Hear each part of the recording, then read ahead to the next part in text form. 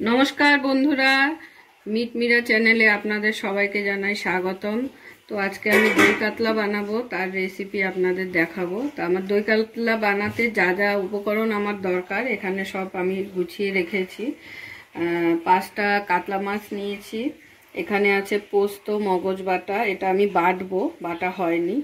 एटा आछे पेঁয়াজের पेस्ट, टक दई, अल्प चीनी, घी, गरम मशला, এটা আছে রসুন বাটা, এটা আদা বাটা, লঙ্কা বাটা, গোটা জিরে, হলুদ, লঙ্কা গুঁড়ো, লবণ, জিরে গুঁড়ো, টমেটো। এটা আর এটাকে আমি এখন পেস্ট করব, পেস্ট করা বাকি। আর এখানে নিয়ে নিয়েছি দুটো তেজপাতা, দুটো শুকনো লঙ্কা আর গরম মশলা গোটা। এটা ফোড়নে দেব। তো আসুন দেখুন আমি এবার বানাবো দই কাতলা। তো মাছগুলোতে আমি নুন হলুদ মাখিয়ে নিচ্ছি। সামান্য পরিমাণে হলুদ দিয়ে দিলাম আর সামান্য পরিমাণে লবণ দিয়ে দেব। তো ভালো করে নুন হলুদ মাখিয়ে মাছগুলোকে আগে আমি ভেজে নেব।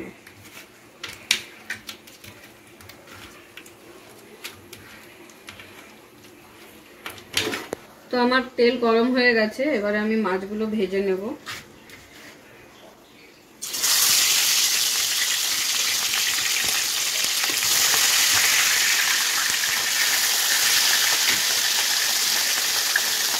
ভাজতে ভাজতে আমি পোস্ত আর মগজটা বেটে নেব।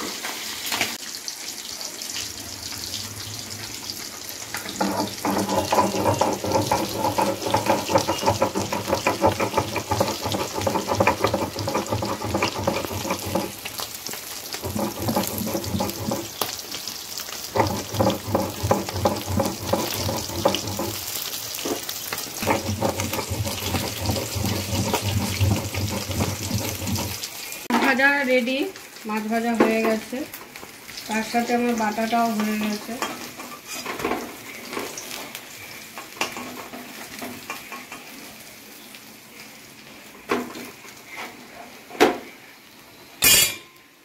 মাছ সব ভেজে নিয়েছি ভালো করে। এবার আমি দিয়ে দেবো গোটা গরম মশলাগুলো, সম্বার দিয়ে দেবো।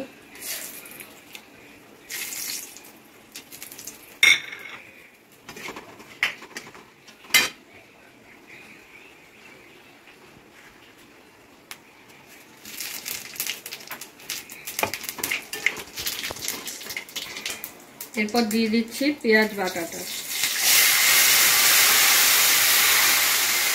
হালকা আঁচে পেঁয়াজটা ভালো করে ভেজে নেব।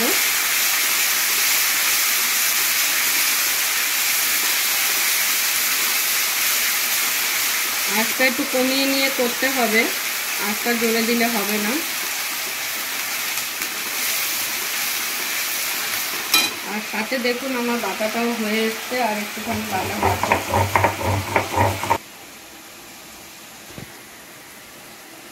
দেখুন আমার পোস্ত বাটা রেডি।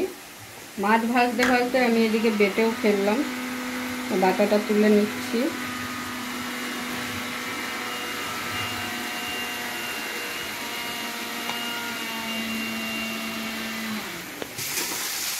তো পেঁয়াজটা আমার হালকা ভাজা হয়ে এসেছে। এর মধ্যে আমি এবার দিয়ে দেবো মশলাগুলো, যেগুলো আমি বাটি করে রেখে দিয়েছিলাম সেগুলো এবার একটা একটা করে অ্যাড করব। দিয়ে দিলাম আদা বাটা, একটু নেড়ে নেব। এরপর দিয়ে দেব রসুন বাটা,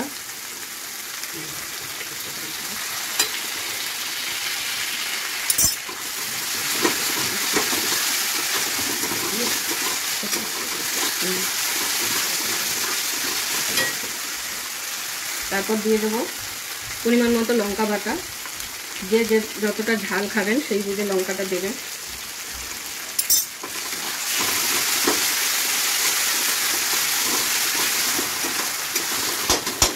মিশ্রণটাকে ভালো করে সবগুলো একসাথে কষিয়ে নেব।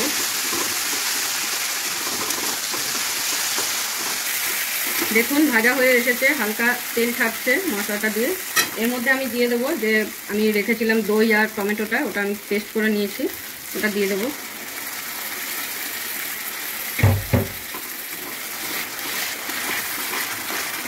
এর মধ্যে আরও কিছু মশলা অ্যাড হবে। তো এবার আমি যেগুলো দেব সেটা হচ্ছে স্বাদ মতো লবণ,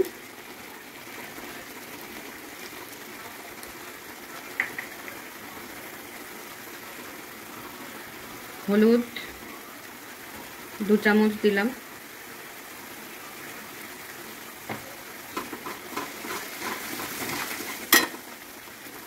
তারপর দিয়ে দেবো লঙ্কা গুঁড়ো,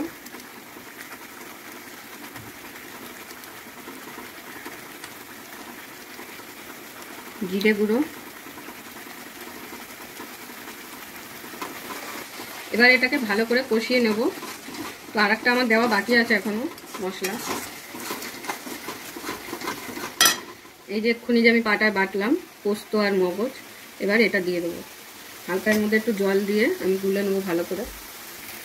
তো দেখুন আমি পোস্ত বাটাটা দিয়ে দিলাম আর তার সাথে স্লাইট জল দিয়ে দিলাম। এবার আমি হালকা কষাবো জিনিসটাকে লো ফ্লেমে।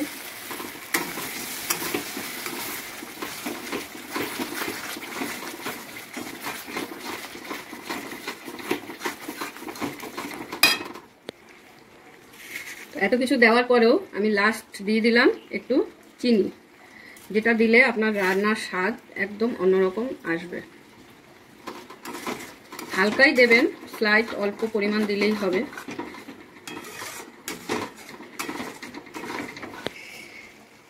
এবার আমি অ্যাড করে দেব কাশ্মীরি লঙ্কা গুঁড়ো কালারের জন্য হালকা।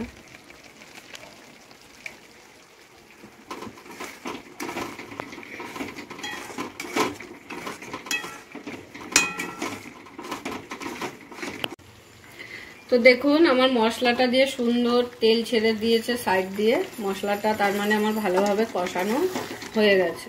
তো এবার আমি জল দিয়ে দেব, অল্প পরিমাণ জল দেব, বেশি না, কারণ এটা একটু গা মাখাই থাকবে।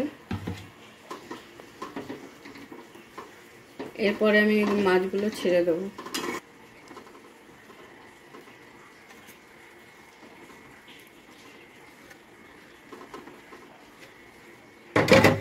তো মাছগুলো আমি দিয়ে দিয়েছি। এবার আঁচটা হালকা জোরেও দেবো না, আবার একদম আস্তেও দেবো না, মিডিয়াম ইসেতে থাকবে। তো এটা এবার হালকা ফুটে উঠলে 10 মিনিট রাখবো, রেখে তারপর আমি নামাবো। তো 10 মিনিট পরে আমি চলে এসেছি, আমার দই কাতলা হয়ে গেছে। আমি এবার নামাবো। তো নামানোর আগে আমি সামান্য পরিমাণ ঘি দিয়ে দিলাম।